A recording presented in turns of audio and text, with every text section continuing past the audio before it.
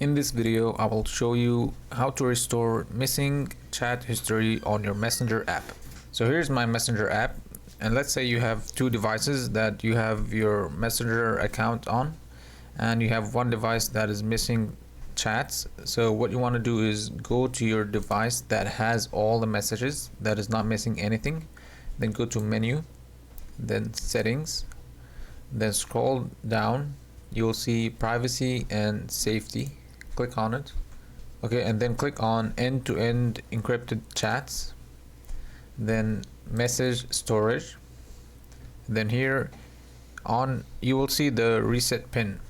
So on your other device, when you want to restore the missing chat history, it will ask you to enter a pin. So if you forgot this pin or you don't know it, you can just reset it here on your original device. You can, let's say, set it to any number. So I'm gonna set it to all zeros, and then once you have reset your pin, you can go on to your other device that is missing the chat and then enter the pin, and this will basically sync all the chat history on both of your devices. And that's pretty much it. If you find this video helpful, please subscribe to the channel. Thanks for watching.